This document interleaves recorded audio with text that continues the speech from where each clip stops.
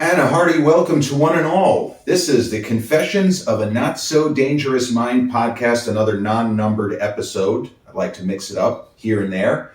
If you're checking out this particular episode on the YouTube channel, haven't done so already, and are enjoying the content, of course, click like, subscribe, comment, turn on those notifications.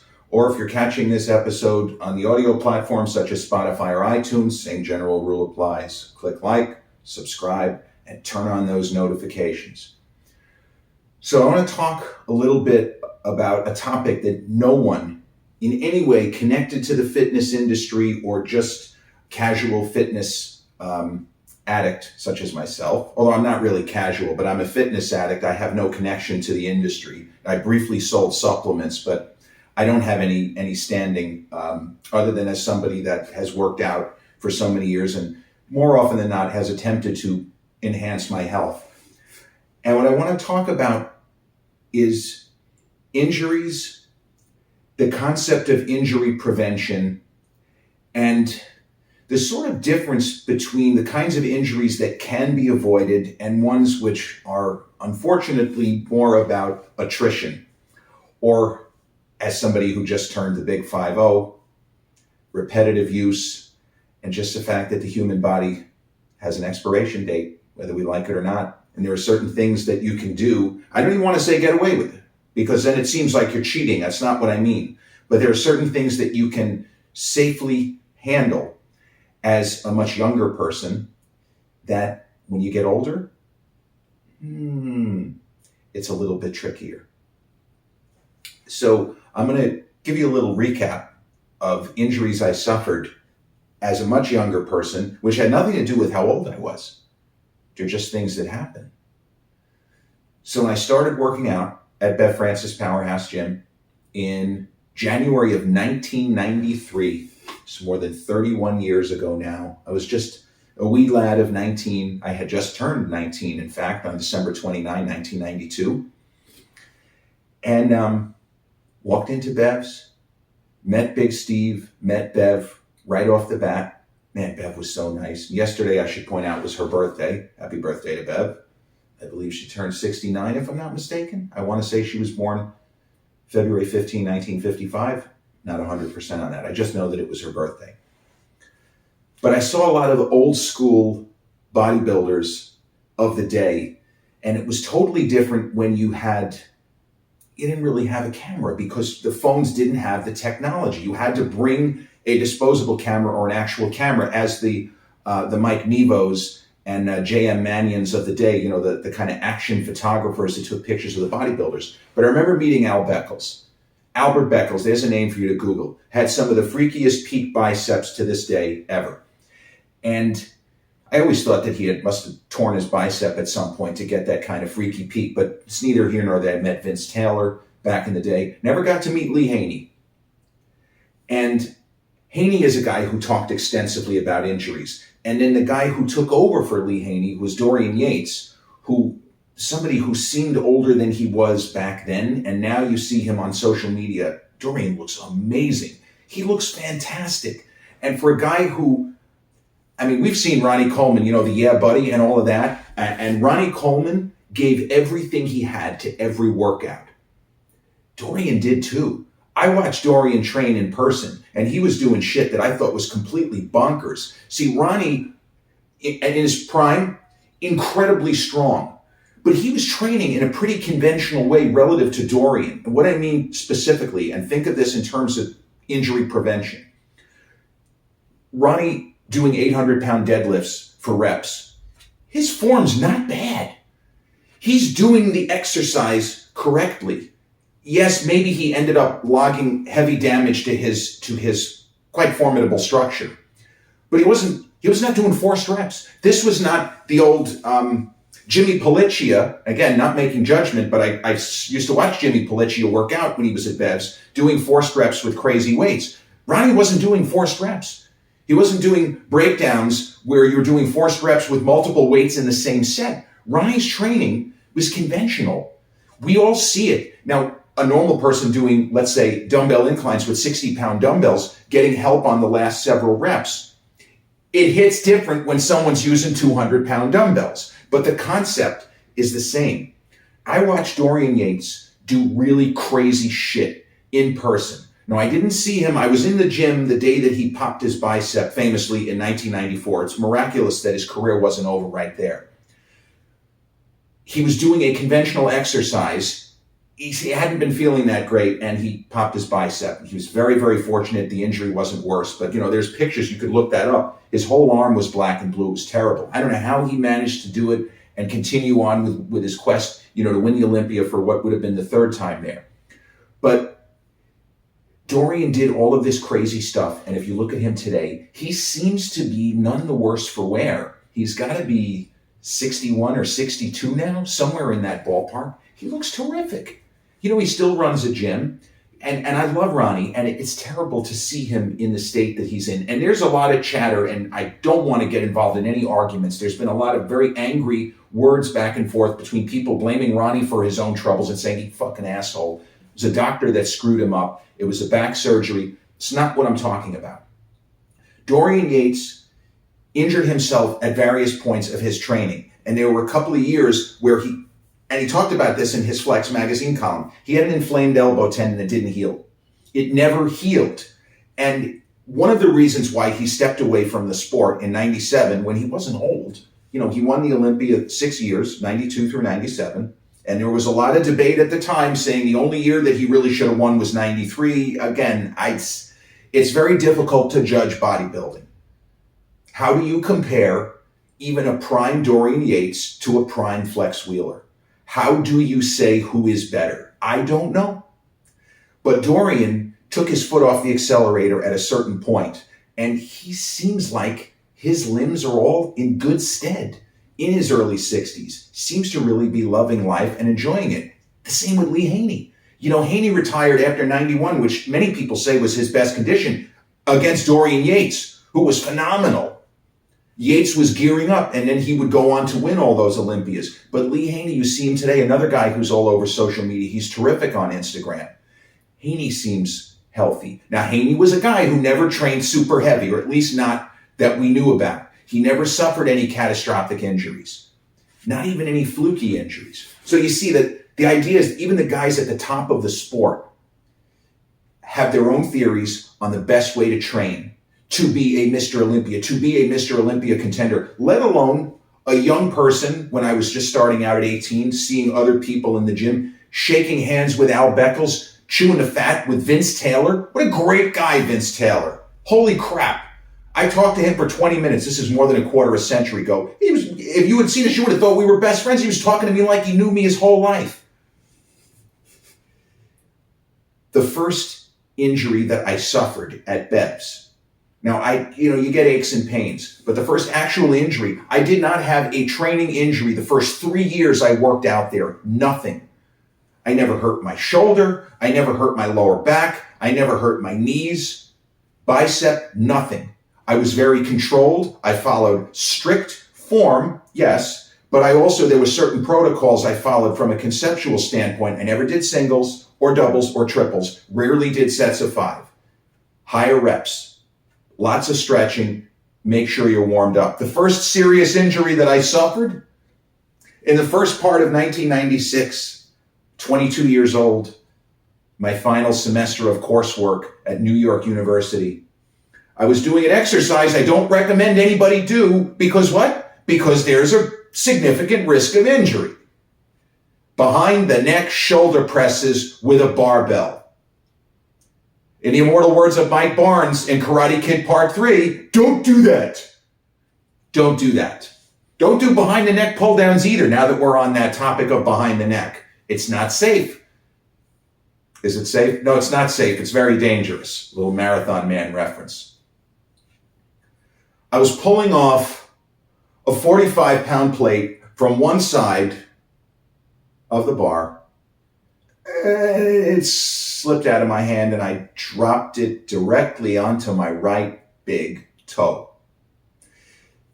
That's an injury that can happen whether you're 2 or 12 or 22 or Clint Eastwood in a gym at 93 going on 94. That has nothing to do with age. But I can tell you, When that plate landed on my right big toe, I saw stars. And I don't mean the movie channel with the Z at the end. I saw real stars. And there's that, as many of you can identify, not even if it hits the toe, but there's that sickening heat and burning. So basically, I dropped it on my toe. And in my mind, man, it hurt like hell. It didn't seem to be locked into place. It felt like it hurt like hell. But I'm like, well, maybe it's not broken. Maybe it's not broken. But it was feeling a little warm down there. And my experience with warmth when there shouldn't be warmth told me that I was bleeding. But what did I do? I finished the workout, of course, because I'm tough. I'm not going to let a broken toe stop me. Fuck that bullshit. Finished the workout. Didn't drop anything else. I mean, if it were a movie, I would have dropped a plate on the other foot and the other toe. Got home. My right big toe was a bloody mess. But again, no experience doctoring. But I understood enough to know that the toe was not broken. Like it had swollen, but it hadn't swollen that much. And I quickly calculated when I looked at it, it was really not nice. It looked like a butcher's mistake, quite frankly. The swelling was within normal parameters. The nail had moved, but the nail did not appear to be completely dislodged. And I realized I had dropped the plate on the kind of meaty portion, like of the joint. When I went to the doctor, luckily he was able to see me that day. 1996, y'all, nowadays I'd probably have to go to a clinic, not my actual doctor. But when he looked at it, and he was very, moving it slowly, he immediately said, no, you didn't break it. I don't know how you didn't break it from what you're telling me. You dropped a 45-pound plate from a height of about 4 feet? Yeah. Wow. He said, I've never seen this particular strike before. I've never seen it. I've seen people drop shit on their feet, but nobody that I ever looked at hit this part, the cartilage of the toe, in the way that you did. What he told me was, if you're going to do what you did, this is where you want the plate to land. So there I got lucky. I didn't miss it any time from the gym. I was back in the gym the next morning. I didn't even lose the nail. Now, what the doctor did do, because I was in significant pain, the toe hurt like hell, not surprisingly, because there was a gash that had formed, because when it hit, it even through the shoe, it caused a cut. The doctor put me on prescription strength ibuprofen. I took it for a week. The ibuprofen, I feel like it would have taken a couple of weeks. It knocked it out completely.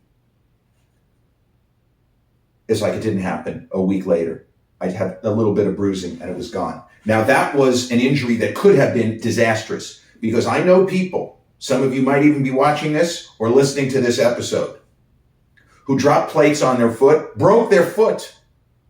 I know a guy who dropped 100-and-something pound dumbbell. He shattered his foot. And there was another guy who fucked up, who completely destroyed. I think he broke his foot in 3 places because somebody flipped the dumbbell callously on the floor, a very heavy dumbbell, and it bounced, and boom. Oof. But that was the first injury I ever suffered. A fluke. Nothing to do with attrition. Nothing to do with injury prevention.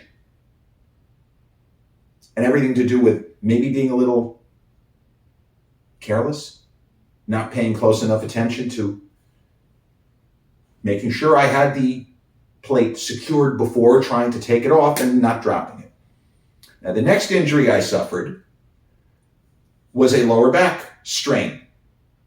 And one of the freakiest things that I have ever felt while training. This was later the same year. Boy, a lot of shit happened in 1996. It was probably spring, so a couple of months later. And I had reached a point where I was pulling well over 400 as far as deadlifts. Again, I was in my prime. I was 22 plus. 22? Yeah, 22 and a half, give or take. And I'm just bouncing 4 plates. I'm doing crazy shit. And on this one particular day, I think I was working with 415. And I was using straps, I should point out. My grip was pretty strong, But that era of me, the grip was not as strong as it would later become through a lot of grip work. And my hands were good. So I had warmed up properly, played 2 plates, 3 plates, 3 plates and a 25, doing everything right. And I go to 4 plates. And by this point, I started doing singles, but not to see how far up I could go, but to make sure I could handle what weight I wanted to do for multiple reps. Single with 4 plates. I mean, it's heavy, but I got room. I put a little bit more weight on the bar. I think I was using 415. And, rep goes up, first rep goes up, second rep goes up, third rep goes up. I just decided I was going to get 5. Again, it's a lot different with that kind of weight when you're strapped in, especially if you have a good pull from the bottom to begin with. Because if you're strong in the first third of the movement, you could really, because a lot of people struggle, that's the part. And a lot of guys will do like the power factor, short range reps, partials, because the lower part of the movement is often where you got to be able to get the bar off the ground. On rep number 4, with 415 on this random day in 1996, I kid you not, I felt my spinal column shift. There have been many different kinds of weird sensations that I have felt in my 50 years on this planet. Almost nothing compares to the sensation that one's spinal column just moved. Didn't quite hurt, but I knew something was not okay. Did I drop the bar? No. I finished the set. The same reason I had to finish the workout, because I had this mentality, never say die, Gotta finish the workout, gotta finish the set. Fuck that. Almost angry that your spinal column shifted, not thinking that I could cripple myself. No. I said I was gonna get 6, and I'm gonna get 6, or I'm gonna go down right here on this platform. Luckily, I was not seriously injured. I don't know that the spinal column actually moved out of place, but it felt as if the vertebra just went like that. Had to back off. I didn't even pull 3 plates for a number of months after that. But I did it. I got 6 with 415. Where's my medal? I didn't get a participation trophy. I didn't get anything other than the sense that I, again, had gotten lucky and I could have been seriously injured. Those were the 2 main injuries of the younger days of training. They were both easily avoidable, especially the first one. Doing deadlifts like that anytime, it's like with leg presses. I feel like it's Russian roulette, no matter how old you are, because I've known young guys who had serious quadricep injuries, whether or not they were on heavy gear. I just don't feel like the human body is supposed to do certain kinds of things. It's like the idea of this exercise was not meant for forced reps. I feel like deadlifts for lower reps are probably safer than squats, relatively speaking, because there's less risk of total disaster. In other words, with a squat, you can tear your quad, you can fuck up your back, you can fuck up your neck if you collapse to the ground. Deadlift, yeah, you could tear your bicep, sure. But generally speaking, a drug-free trainee of reasonable structural integrity from an orthopedic standpoint usually is not going to rip his bicep unless he's doing something completely insane. You warm up properly. Remember, you're not curling the weight. Your arm should be locked in place. There is the risk of tearing one's bicep, of course, when doing barbell rows, and that's how Dorian, who famously liked to do the rows with a curl grip, that's how he popped his bicep. And people who watched him that day said he had to have just been injured first because he was not at the maximum weight that he was able to use with that exercise. Oh, and one quick Dorian Yates story, since I'm thinking of, because he used to train at Bev's gym when he was in the area. Very quiet. He liked to just do his workout. He didn't like to be monkeyed with. Occasionally somebody would say, hey, and he would nod, maybe give a smile if he was at the end of the workout. But one particular day in the mid-90s, I was deadlifting. And I believe on this day, I did 390 for 10. I would have been, a little bit younger. Maybe I was 21. And Dorian came back because there was one particular area of Bev's that's the platform nearest, to the entrance and exit to the legroom, that platform over there. It didn't look the same, 27 years ago, but that area. So Dorian came over. Man, was he big. Wow. He was insanely impressive in person. So he came over and he didn't say anything, but he gave me a nod, which indicated, I think you know who I am. And I'd like this area. And, sometimes he trained with Big Steve back then, but on this day, Dorian just happened to come back here by myself. Maybe he was going to warm up or something. But I was a little nervous. I mean, that fucking guy is twice my size. In terms of weight, he probably was around 300 at the time. I said, I got one more set. And he just put his hand up as if this, I think what he was saying was, you don't have to talk to me, I got you, like that kind of thing. So I stretched, and in my mind, hey, I'm about to do a set of deadlifts in front of Dorian Yates. I got to make this count. I got to really give it everything I got. Because at this point, I was not yet able to do like 400 or 405 for 10 with straps. But on this day, I believe I had 390 on the bar, either 390 or 395. And I cranked out a set. And when I got to 6, I said, something, I'm going to get 10. And when I finished the 9th rep, Dorian, for the first time, spoke. He said in a pretty firm voice, it's a lot of reps. And I did the 10th rep. Didn't smash the weights down. The big guy, Big Steve, wouldn't have wanted me to do that. I didn't smash the weights down. And I untied myself. And I very quietly broke the weights down. And when it got down to a plate, Dorian again put his hand up as if to say, no, you can leave the one plate on, kid. We're good here. He just seemed like a guy who was not afraid. He was afraid of nothing. As we said, as was Ronnie Coleman. Fearless. Dorian had, as we say, he'd messed up his bicep, and he did not, it's not like, now he trains super light. You look at his physique, circa 96, 97. He was still fucking huge. He didn't look like a guy who was taking it easy or using lighter weights. So I didn't really suffer any major injuries training in that way as hard as I could for as long as I could. That's what she said. But I started to develop issues which were related to repetitive use and just the fact that as you get older, you can't do the exact same things without the body saying something in a form of injury. So in my late 30s, I suffered a series of injuries doing the exact same things which had always been safe for me. Heavy weight for high reps on deadlifts, like 300 for 20 or 25 or whatever.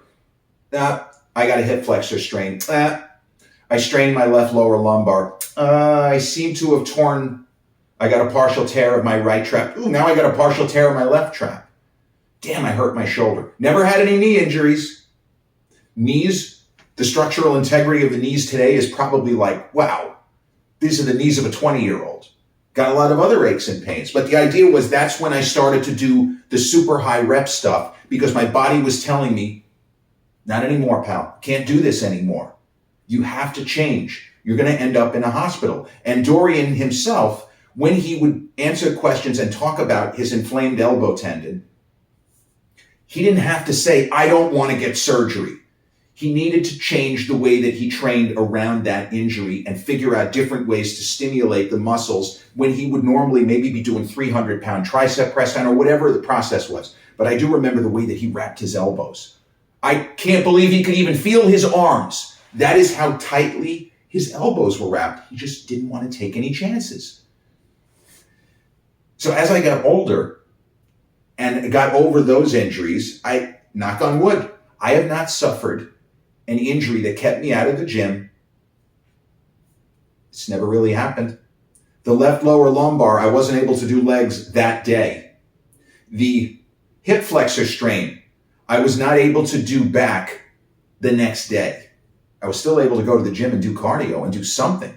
I wasn't incapacitated. Thankfully, either by luck or by design, the fact that I was paying attention, I've never been hospitalized. It seems crazy to say that, but I know a lot of people who are regular guys, regular Joes, as we say, regular Janes, who've ended up in the hospital.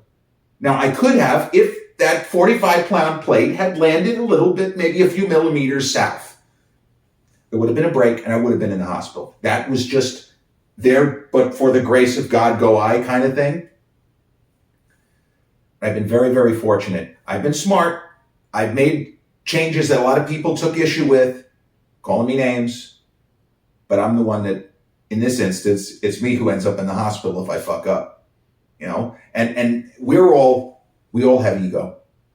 And it bothers me sometimes when I see people lifting way more than I could even attempt now, knowing that, geez, there was a time where I could pull 500 without, well, I was always breaking a sweat, but there was a time where I could pull 500 plus and know that weight was moving. No partial reps, no accoutrements other than a lifting belt, no straps, right up, boom. Can't do it anymore.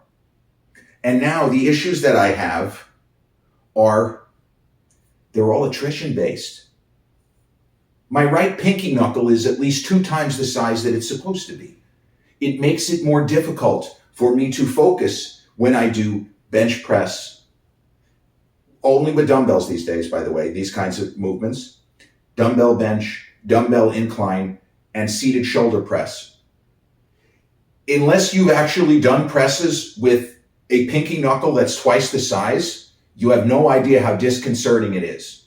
It feels like the thing is going to pop. Some days it's worse than others. But on no days and at no time do I take workouts off. This morning I had 50-pound dumbbells. I was in the clubhouse. I was all by myself. And I did 35 with 50. Now there was a time where I could do a lot more than 35 with 50. And strength-wise, I probably could have squeezed out a number of more reps. But with each passing rep, I become more and more aware of my fat pinky knuckle, and I get nervous. Am I going to end up in the hospital? So I didn't exactly cut the set short, but what I did was a bit of a compromise. I start to slow down the last couple of reps to really get that burn, to dig it, to feel it, and then stop the set. And I don't do heavy inclines and flies very often because I feel like for somebody who has certain structural issues up there, it's maybe not the best idea. But there are certain injuries. We talk about injury prevention. It's the best we can do, but there are certain things that aren't going to heal.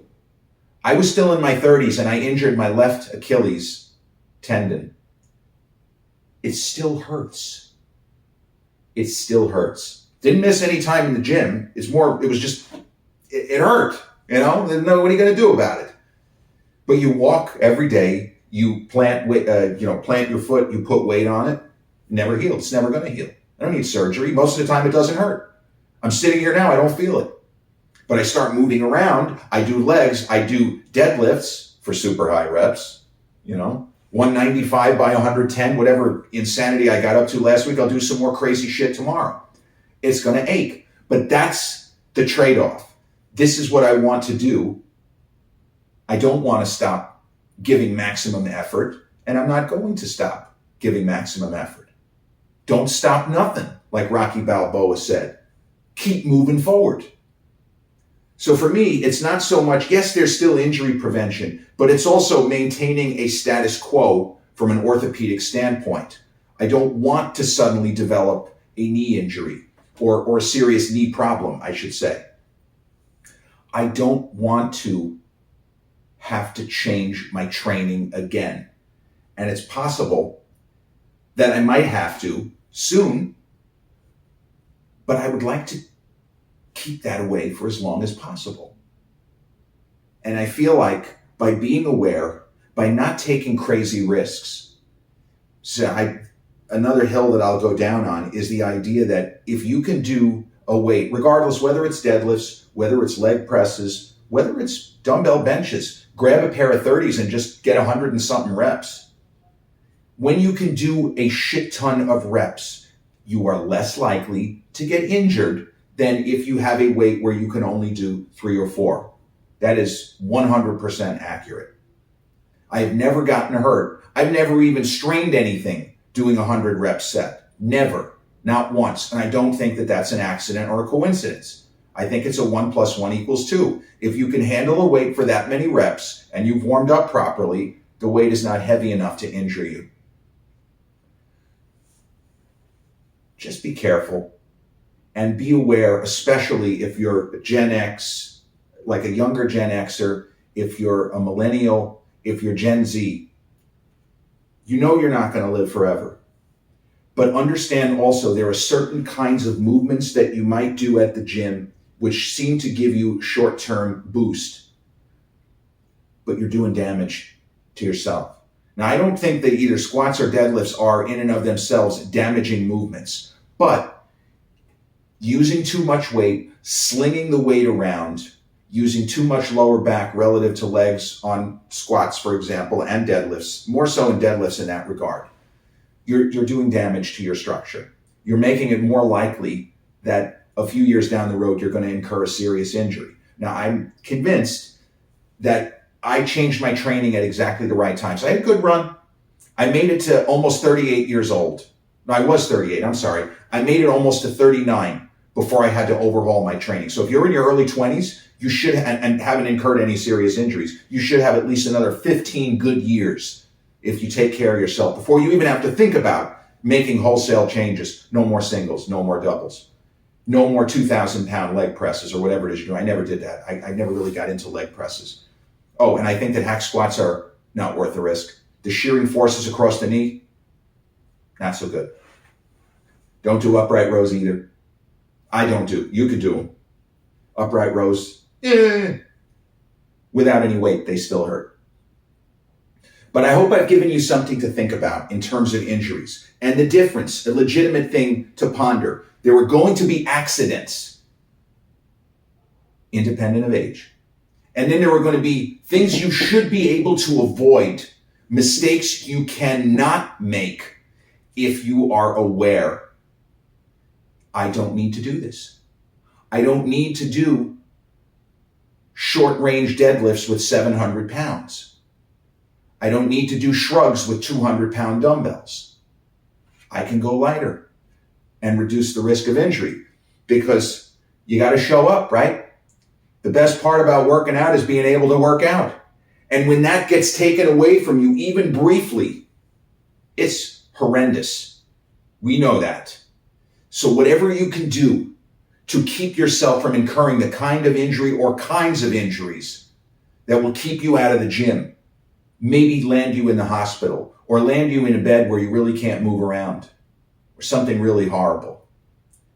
Just be aware, be cautious, be vigilant. Don't take your physical health, your ability to go to the gym, don't take it for granted. Don't play games with it. You only got one body, you got to take care of it. And if that means going lighter, so be it. You don't get any bonus points because you fucked up. You ripped your bicep pulling 530, but at least I got it. It's great. It's not worth surgery. It's not worth being out for months and wondering, why did I do that? What was wrong with getting 5 with 475? Nothing. Nothing wrong with getting 10 with 405 either.